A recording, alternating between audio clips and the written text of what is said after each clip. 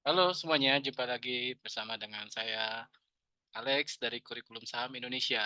Di malam yang sedang berkumandang takbir ya, saya ingin mengucapkan juga minal aidin wal faizin, mohon maaf lahir dan batin untuk para teman, saudara, kaum muslim yang merayakannya. Oke, sekarang saya ingin membahas mengenai IHSG Composite. Gimana sih ya kira-kira pergerakannya setelah lebaran ini ya, Idul Fitri? Apakah menjemukan, apakah nanti melanjutkan uptrend-nya atau malah terkoreksi dalam ya? Nah, sebelum kita lanjutkan itu, tentunya saya akan berbicaranya mengenai statistik secara data dan secara sisi teknikalnya. Kalau kita lihat dari monthly chart seperti ini ya. Nanti saya akan jelaskan ini yang garis-garis ini ya, garis-garis vertikal ini saya tandakan ini sebagai data statistik 5 tahun terakhir pasca Lebaran, pasca Idul Fitri. Nah, ini kan ada satu area sideways besar ya, ini yang saya udah kasih tanda area sideways yang di sini, terus dia breakout di sini ya. Setelah breakout sideways berkepanjangan, dia breakout di sini, kemudian sideways lagi sekarang.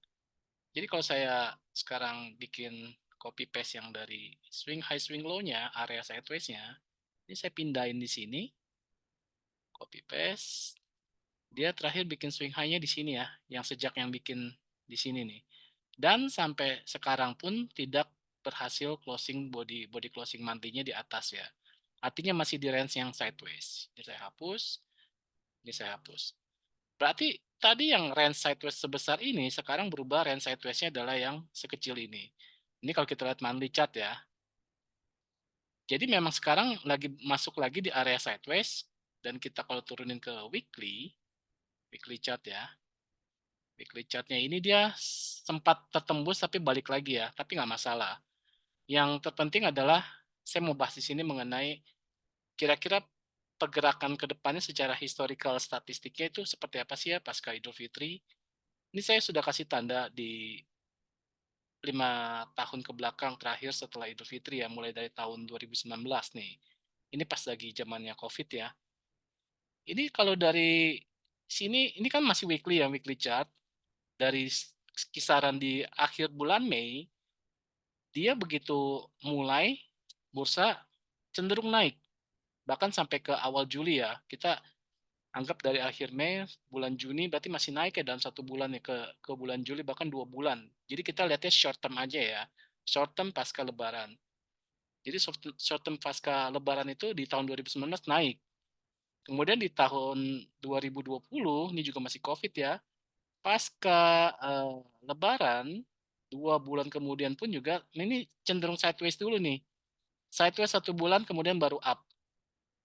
Kemudian yang tahun ketiga yaitu di tahun 2021 setelah libur Idul Fitri dia terkoreksi dulu nih. Tapi terkoreksinya nggak gitu lama ya.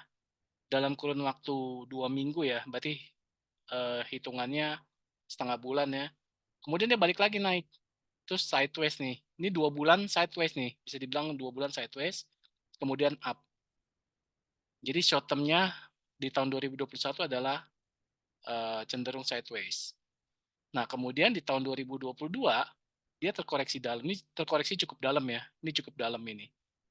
Ini terkoreksi cukup dalam, tapi dalam kurun waktu 1 bulan dia balik lagi ke atas ya. Kemudian 1 bulan kemudian turun lagi. Ini benar-benar volatilnya lumayan ya dalam 2 bulan terakhir setelah Idul Fitri di tahun 2022. Nah, ini dia secara langsung sudah mulai memasuki sideways yang kecilnya yang tadi sudah kita bahas di awal ya, tuh sampai sampai sekarang tuh. Nah, kemudian tahun lalu di sekitar pertengahan April 2023, pasca Lebaran justru terkoreksi ya, sampai hampir 2 bulan ini. 2 bulan justru dia terkoreksi. Koreksi yang cukup signifikan, tapi masih tetap di area sideways-nya. Nah, sekarang kalau kita lihat gimana sih chance untuk yang sekarangnya ini nih, setelah pasca Idul Fitri yang tahun ini. Sekarang masih bergerak di area resist. Jadi memang kalau bicara risiko, memang sekarang sedang lagi di risiko yang tinggi. Karena belum berhasil, melewati, body closing, ngelewatin di resist yang tebal yang ini nih. Ini padahal resist yang atas ini saya ambil berdasarkan dari yang ATH yang sejak di sini, di monthly-nya ya, tadi kan di monthly chart-nya ya. Nah, sampai sekarang belum belum berhasil tertembus ya. Tapi ini bukannya menjadi hal yang menakutkan sebenarnya, yang penting kita sudah tahu arahnya gimana, ini masih sideways, kalaupun kalaupun dia sideways, bahkan kalaupun terkoreksi dalam sekalipun, dia masih ada spare disebut koreksi sehat tuh sampai sejauh ini karena memang area sideways-nya, tapi kan kita nggak mau berharap seperti itu ya, meskipun ini masih dibilang koreksi sehat loh. Nah, sekarang gimana sih chance-nya? Chance-nya memang sekarang lebih sulit karena lagi di area resist, tetapi kalau kita lihat ke daily-nya ya, ini daily-nya nih, ini kita bisa ambil patokan yang ini nih. Saya coba ambil. Nah, selama dia tidak melewati ini masih oke ya. Karena sejak dia yang berhasil breakout yang ini nih, saya kasih tanda. Karena dia sejak terakhir yang breakout yang di sini, daily ya, ini daily, dia baru terkoreksinya itu di 0,6. Nah ini ya, ini 0,6. Di area 0,6 Fibo ini biasanya memang dia bereaksi dulu ya untuk balik ke atas. Nah jadi nggak perlu dikhawatirkan juga ya. Yang perlu khawatir untuk sementara untuk short termnya adalah ketika dia misalnya jebol dari garis ini. Ini saya tebelin. Ini akan menjadi area-area yang cukup penting kalau misalnya ternyata jebol ke bawah, misalnya ya, misalnya skenario nya adalah ini jebol ke bawah, nah dia akan cenderung akan terkoreksi lagi ke bawah lagi, tetapi masih batas aman yang warna ungu yang di bawah ini. Kalau misalnya ada terkoreksi, skenario-nya adalah naik, tentunya berharapnya adalah di akhir bulan April, body closing-nya adalah di atas resist yang tebal yang ini. Resist tebal yang warna ungu yang ini. Jadi itu aja yang area-area yang perlu diperhatikan. Tidak usah cemas, tidak usah khawatir. Yang penting kita sudah mulai bisa melihat secara statistik dan historinya. Jadi kita bisa mengantisipasinya, bisa mengambil tindakan. Apakah kita mau agresif ataupun wait and see. Nah itu sudah bisa kita putuskan dari sekarang ya. Jadi ketika nanti market mulai setelah Idul Fitri, Lebaran, liburannya, market sudah mulai jalan lagi, kita juga sudah siap dengan analisa seperti ini.